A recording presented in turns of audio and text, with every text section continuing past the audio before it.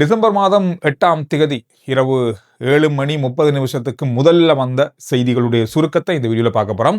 ஜனாதிபதி அனுரகுமார திசாநாயக்க அவர்களும் அவருடைய குழுவினரும் இன்றைய நாளில் மலையகத்தினுடைய மிக முக்கியமாக பாதிக்கப்பட்ட பிரதேசங்கள் கொத்மலை, அதோட நுவரேலியா நகரத்துக்கு போயிருந்தார். குருநாகல், பதுளை ஆகிய மிக முக்கியமான இடங்களுக்கான பயணத்தை மேற்கொண்டிருந்தார். கம்பளையில் என்ற சில இடங்களுக்கும் அவர் பயணம் செஞ்சிருந்தார். எனவே இதில் பல இடங்களில் அரசு அதிகாரிகளையும் அங்கு பணிபுரிகின்றவர்களையும் சந்தித்து கூட்டங்கள் நடைபெற்றது. இதில் பலதரப்பட்ட விஷயங்கள், பல முடிவுகள், தீர்மானங்கள் எடுக்கப்பட்டிருக்கிறது.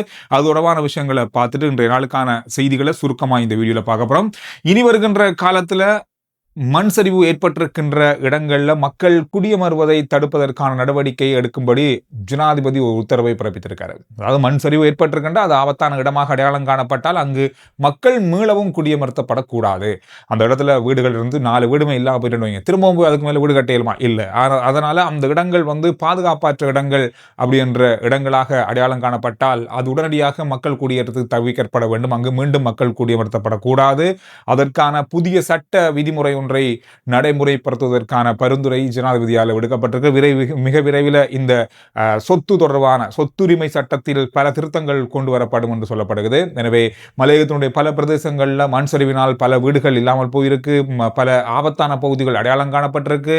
எனவே இந்த மாதிரியான பகுதிகளில் இருக்க மக்கள் உடனடியாக வேறு பாதுகாப்பான அரச காணிகளால் அவர்களுக்கு வழங்கப்பட்டு அங்கு வீடுகள் அமைக்கிறதுக்கான உதவிகள் வழங்கப்படும் என்ற மாதிரி சொல்லப்பட்டிருக்கு. இப்ப பல வீடுகள் மண் சரிவினால பாதிக்கப்பட்டிருக்கு. நாம 2 நாளைக்கு முதல்ல போன ரஜதலாவ கிராமத்துல அத்தனை வீடுகளும் வெடிப்புக்குள்ளாயிருக்கு, பாதைகள் எல்லாம் வெடிச்சிருக்கு. மக்களுக்கு ஒரு குழப்பம் ஒன்று இருக்குன்னு சொன்னா அங்க இருக்கலாமா இல்லையா, இந்த வீடு திரும்ப கட்டணுமா, இல்ல இதை இந்த வெடிப்பை சரி செஞ்சா ஓகேவா, இந்த மாதிரியான பல சந்தேகங்கள் இருக்கு.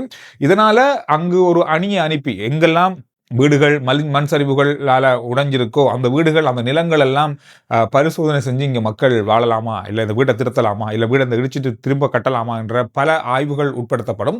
அதுக்கு பிறகுதான் அது தொடர்பாக தீர்மானம் எடுக்கப்படும். வருகின்ற 2-3 வாரங்களுக்குள்ள இது தொடர்பான அத்தனை முடிவுகளும் எடுக்கப்படும் அப்படின்ற மாதிரி ஜனாதிபதியினுடைய அறிவுறுத்தலில் சொல்லப்பட்டிருக்கு. இதில் வருகின்ற 31ஆம் தேதிக்கு முதல்ல, அதாவது இந்த மாதம் 31ஆம் தேதிக்கு முதல்ல பாதிக்கப்பட்ட மக்களுடைய அத்தனை நிவாரண தொகைகளும் வழங்கப்பட வேண்டும் அப்படின்றதையும் ஜனாதிபதி வலியுறுத்தி இருந்தாரு. அதாவது முதல்ல நாங்க ஒரு வீடு கட்டுறதா இருந்தா கண்ட மாதிரி இனி கட்ட முடியாது, அதுக்கான அனுமதி பெறப்பட வேண்டும். அதுக்கு பிறகு அந்த அனுமதி வச்சு தான் வீடு கட்டணும். அந்த வீடு கட்டின அனுமதி வச்சுக்கொண்டு தான் மின்சாரமோ தொலைபேசி இணைப்புகளோ கொடுக்கப்படும். இந்த மாதிரி பல நிபந்தனைகள் இப்பொழுது சொல்லப்பட்டிருக்கு. லக்கலையில் இருக்கிற அத்தனபெல கிராமம், இந்த கிராமம் நம்மளுடைய நாட்டினுடைய கிராம வரைபடங்கள்ல இருந்தே இல்லாம போகக்கூடிய வாய்ப்புகள் இருப்பதாக முதல் கட்ட ஆய்வுல இந்த தகவல்கள் வெளியாகி இருக்கிறது. காரணம் சொன்னா பாரிய அளவான மண் சரிவு அங்கு ஏற்பட்டிருந்தது. இன்னும் அங்கு மண் சரிவுகள் ஏற்பட வாய்ப்புகள் இருக்கு. நிலம் தாழ் இறங்கி இருக்கிறது, வீடுகள் வெடிச்சிருக்கு. இந்த மாதிரி பல மோசமான நிலைமை உள்ளாகி இருக்கிறதால இந்த கிராமத்துக்கான பாதைகள் துண்டிக்கப்பட்டிருக்கிறது. மின்சாரம் வழங்குறதுல மிகப்பெரிய சவால் இருக்கு. இந்த மாதிரியான பல விஷயங்கள் இருக்கிறதால இந்த கிராமத்தில் இருக்கிற மக்கள் வேறு இடங்கள்ல குடியமர்த்தப்படுவதற்கான வாய்ப்புகள் இருப்பதாக சொல்லப்பட்டிருக்கு. காரணம் அந்த அளவுக்கு எதிர்ப்பு கூறப்படுது, இது பாதுகாப்பற்ற ஒரு கிராமமாக மாறி இருப்பதாக. பல விஷயங்கள் இன்னும் நிறைய கிராமங்கள் இப்படிதான் ஆய்வு செய்யப்படுது. அந்த ஆய்வுகள்ல தான் இனி வரப்போற முடிவுகள் இருக்கும். மலையகத்துக்கான ரயில் சேவைகளை ஆரம்பிக்கிறதுக்கு கிட்டத்தட்ட 2 முதல் 3 மாதங்கள் எடுக்கும் அப்படின்னு சொல்லப்பட்டிருந்தது. சில இடங்களுக்கு 1 வருஷம் கூட எடுக்கும். கண்டிக்கான புகையிரதம் கூட 1 வருஷம் கூட எடுக்கலாம் அப்படின்னு மாதிரி சொல்றாங்க. இது எந்த அளவுக்கு இருக்கு சொல்ல ஒவ்வொரு நேரம் ஒவ்வொரு எண்ணிக்கையான இலக்கங்கள் வருது. இது எப்படியோ ஒரு 2-3 மாசத்துக்கு மலையகத்துக்கான முழுமையான புகையிரத போக்குவரத்து இருக்க வாய்ப்பில்லை. அதற்காக புதிய பிரத்யேகமான பஸ் சேவைகள் இப்பொழுது அதுக்கு பதிலாக ஆரம்பிக்கப்படுது. இந்த பஸ் சேவைகளை பயன்படுத்தக்கூடியதாக இருக்கும். எனவே இதுக்காக புதிதாக பிரத்யேகமான சிறப்பு பஸ் போக்குவரத்து அனுமதி பத்திரங்கள் இந்த பேருந்துகளுக்கு வழங்குறாங்க. எனவே இந்த பேருந்துகள் தான் இனி பாதையில் வரப்போகுது. ரயிலில் போறதுக்கு பதிலாக வாகன நெரிசல் ஏற்கனவே இருக்கு. இதனால இந்த பேருந்துகள் இன்னும் அதிகரிப்பதால இன்னும் மிக அவதானமாக மலையகங்களுக்கு பயணங்கள் மிக அவதானமாக இருக்கணும் அப்படின்றது இந்த செய்தியில பார்க்க கிடைக்குது. என்னடா ஏற்கனவே பாதைகள் ஒடுக்கம், ஏற்கனவே மண் சரிவு ஏற்பட்டு இன்னும் பாதைகள் இன்னும் சின்னதாக இருக்கு. இந்த மாதிரியான விஷயங்கள் இருக்கிறதால பேருந்துகளும் இன்னும் அதிகமாக போக போகுது. கவனமா தான் இனி பயணிக்கணும். பார்த்து அரசாங்கத்துடைய விலை மதிப்பற்ற பெரிய அளவான ஆவணங்கள் பழுதாகி இருக்கிறது, தண்ணியில நாசமாகி இருக்கிறது. கிட்டத்தட்ட 1 லட்சத்துக்கும் அதிகமான ஃபைல்கள் சேதமாக்கப்பட்டிருக்கிறது. இதெல்லாம் விலை மதிப்பற்றது, மிக பழமையானது, கிட்டத்தட்ட 200 வருஷத்துக்கும் பழமையான ஃபைல்கள் இல்லாமல் போயிருப்பதாக கவலை வெளியிடப்பட்டிருக்கிறது. காரணம்னு சொன்னால் இந்த ஃபைல்களில் நிறைய ஆவணங்கள் இருக்குது, பழைய பதிவுகள் இருக்குது. என்னதான் கம்ப்யூட்டர் பண்ணப்பட்டிருந்தாலும் இந்த ஃபைல்களும் இப்பொழுது பயன்படுத்தப்படுது. எனவே நோரெலியா, பதுல, கொத்மலை இந்த மாதிரியான பல பிரதேசங்களில் இருந்த ஃபைல்கள் தான் அதிகமாக பாதிக்கப்பட்டிருக்கு. கண்டி இந்த மாதிரியான பிரதேசங்கள். எனவே இது ஒரு மிகப்பெரிய இழப்பாக இருப்பதாக சொல்லப்பட்டிருக்கு. கம்பகா நகரசபை உறுப்பினர் ஒருவர் உணவு வழங்கியிருக்காங்க பாதிக்கப்பட்ட மக்களுக்கு. இதில் ஒரு சம்பவம் நடந்திருக்குன்னு சொன்னால் அவங்களுடைய தொலைபேசி இலக்கமும் பேரும் அதில் அந்த உணவு பார்சலில் வந்து பிரிண்ட் பண்ணப்பட்டிருக்கு. இதனால் அவங்களுக்கு பெரிய அளவான அழைப்புகள் போயிருக்கு, பெரிய ஒரு இடைஞ்சல் ஏற்பட்டிருப்பதாக ஒரு செய்தியில் பார்த்தேன்.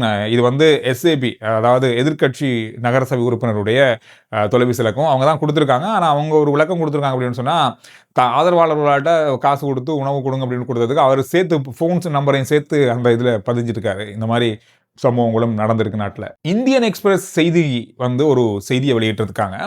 கடந்த 27ஆம் தேதி நடந்த இந்த அனர்த்தத்தை பற்றி ஏற்கனவே அறிவுறுத்தப்பட்டிருக்கிறது. அதாவது இந்த மாதிரி ஒரு புயல் வரும், இந்த மாதிரியான ஒரு ஆபத்து வர இருக்கிறது அப்படின்ற மாதிரி அறிவுறுத்தப்பட்டிருக்கிறது. ஆனால் இலங்கைக்கு உடனடியாக அதனை மக்களை பாதுகாப்பான இடங்களுக்கு மாற்றக்கூடிய பாதுகாப்பு கட்டமைப்பு இல்லை. அதனால தான் இந்த அளவு அனர்த்தத்தில் மக்கள் சிக்கிக் கொண்டாங்க அப்படின்றதையும் அந்த செய்தி குறிப்பிட்டிருக்கிறது. அது மட்டும் இல்லாமல் 27க்கு பிறகு வரப்போற இந்த காற்று மழை தொடர்பாக 3 மணித்தியாலங்களுக்கு ஒருக்காகவும் 6 மணித்தியாலங்களுக்கு ஒருக்காகவும் அறிவுறுத்தல்கள் இந்திய வானிலையால் வழங்கப்பட்டு கொண்டிருந்திருக்கு.